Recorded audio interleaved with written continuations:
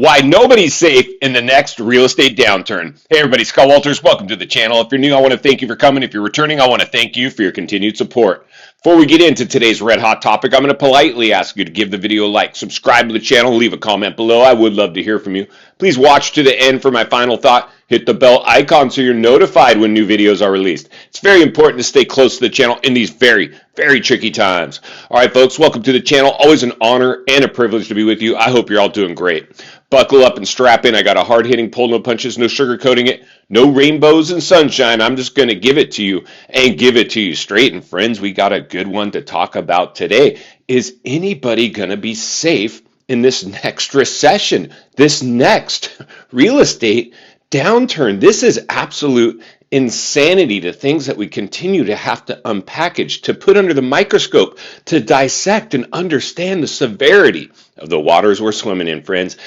Let me just tell you, there's a storm brewing out there, my goodness. So for most of us, congratulations if you've stuck with this channel. If you're new, I do want to invite you to please be part of this channel. We'd love to have you. And like I've always said, stay centered and surrounded with like-minded people. Iron sharpens iron, my friends. But the realities are, for a lot of us, this isn't too surprising. We knew immediately when this stimulation program happened with the crisis that we overheated the markets and they wouldn't be able to sustain themselves.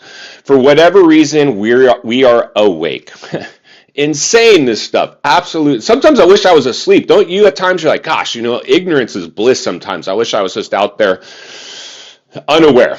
But the reality is no, that's not true. I'm really glad that we're awake. In the last great recession, the financial crisis of '08, I didn't understand the severity of how recessions and market booms and busts could have impact me, or everybody for that matter. So in this boom, I had to ring the bell, I had to sound the alarm, and congratulations. So one of the questions that I get, or even more than that, one of the things that I'm seeing as I continue to make my observations on these market and communicate it back to you guys, because I'm trying to protect people. Like I've always said, our rewards in life are in direct proportion to our contribution. I'm contributing. You can contribute simply by continuing to support the channel. Give the video a like and subscribe and comment. A lot of great comments, a lot of smart people in the comments helping each other. So thank you for that. But the realities are, friends, I seek a lot of data-driven channels, sites, which is great. I pull from it too. I digest it. But it's really, you really have to make up your own mind and be forward-thinking and critical thinking. Data will reveal a lot of what's happened, but it can't predict the future. We could have something come out of left field and this completely blindside these markets, and we call it a black swan event. And so, and that's something, and for me personally, I'm just not ruling it out, because just like this crisis came out of nowhere and blindsided everything, something else is capable, and we've had those type of events throughout history too. So, even with that pushed aside, one of the things I really want to communicate today, and we're going to roll some great footage. I'm going to take you guys out today and show you a Southern California beach town. We're going to look at a property. It's going to be a lot of fun just to do something different with the video and drive our point home. But one of the things I really wanted to let people know is that all markets will behave differently. And we've seen that in the data. We've seen that in the last downturn. I know a lot of areas didn't get necessarily hit too bad in the last downturn. Everybody gets touched, though. No one escapes a deep cycle recession. The last '08 era, that was a recessionary level of a downturn.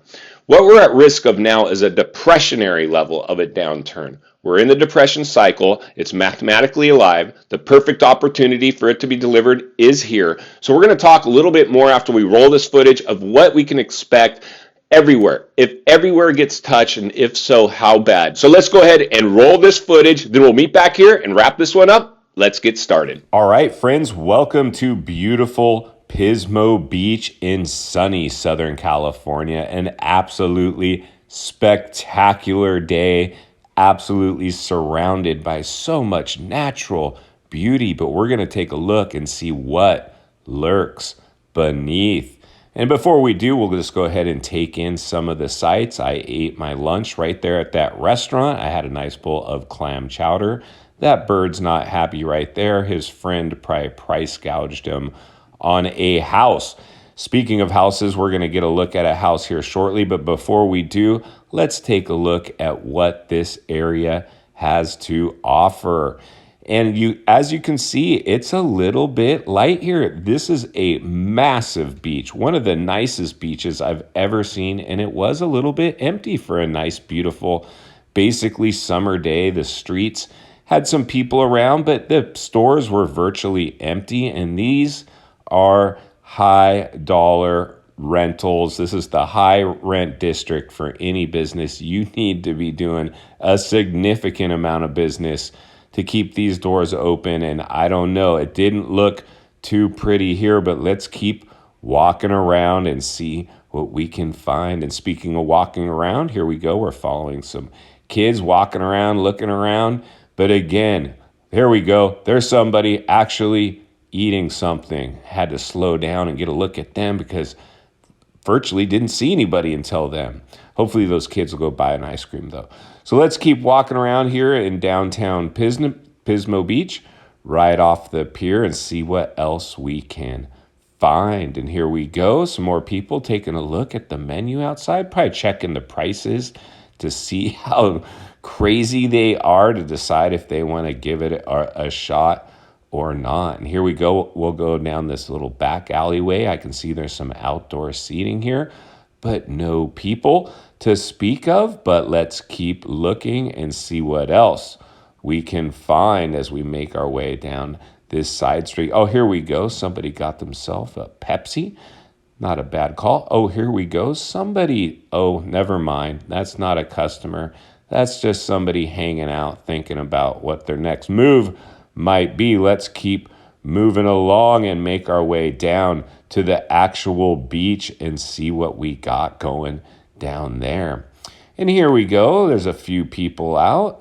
Looks like they're enjoying themselves. Nothing wrong here. And again, this beach is massive, guys. I mean, take a look how big this beach is. I was a little disappointed I didn't bring my surfboard because the waves were actually quite nice. Not too big, just nice, fun-sized waves. And here we go. Look up at the hill where we're going to be going here shortly to take a look at a listing that's on the market so we can gauge the health of their housing market here in this high dollar Southern California beach community. But before we do, let's take in a few more sites. Here we go. Here's a gal. She's doing some clam digging. Look at that. She's got herself a bunch of clams, and she looks like she's got her own YouTube channel herself. And look at that. How beautiful is this? So here we go. That's pretty much it for the beach. I think you guys get a sense of what's going on here. Like I said, not too many people. Now let's jump over to our property. And here we go, right outside of Avila Beach in Pismo at $1.1 million. It shows that it went through a price cut of $80,000. And here's our property. Let's take a look at the outside real quick. And it looks like a pretty dense area. Let's make our way on inside and see how the property shows. And here we go, pretty basic, no frills. Looks like we got some rental grade appliances, no stainless steel here, but a decent looking kitchen nonetheless. Let's keep moving around. One of the things you never want are personal photos up in the house. You want to depersonalize your house anytime you're going on the market. So I think they probably could have done a little better job there, but hey, in this housing market, they figured all they had to do is maybe put a for sale sign up and those offers would roll in. But unfortunately, they haven't. Built in 1985, you do have a $95 HOA fee in this community and a 666 square foot price. You might want to adjust your price to get rid of the per square foot price.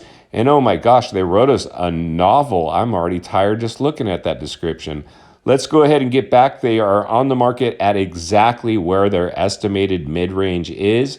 And as we can see, they were on the market at almost $1,250,000, which means they actually have gone through about $150,000 price range.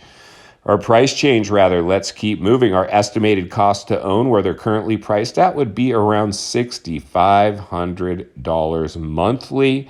Now let's take a look and see what the property's rent range is. And here we go at $3,400 a month and a payment of $6,500 a month.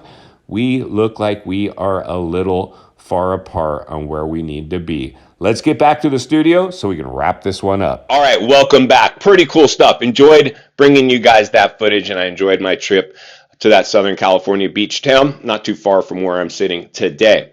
So the realities are, friends, what we're going to talk about now as we wrap this one up is the severity of a deep cycle recession, a depressionary level of a recession, something that we can't rule out. Like I've always said, hope for the best, prepare for the worst. Hopefully we come out somewhere in the middle. Acknowledge the elephant in the room. The first step of getting past a problem, admit there's a problem. We had a pretty big problem with this crisis and overstimulation of an economy and kicked the can too far down the road. Now we have runaway inflation. The only way to calm it down is to raise those interest rates, which we're seeing happen, but we're way far apart from where interest rates need to go to actually have a chance to fight inflation. We're already seeing the severity of what's going on. Property values tanking. Mainstream media now reporting on it. If it bleeds, it leads. People are going to get swept up into the reverse FOMO and suffer from fear. That's why it's so important for us to continue to stay close together, because we're talking about it in a way, hopefully, that makes sense. It's not too alarming, but it drives the point home with the level of severity and magnitude that needs to be placed on it, but allows us to continue to operate efficiently within it. Many people will be blindsided. In final thoughts, I come to you as a friend, as a content creator. Somebody wants to see you not only win in real estate, win in life, understanding the dynamic that we're in now. This is insane, friends. If we enter into a deep cycle recession, a depressionary level, that data will be virtually useless. You might think you're safe.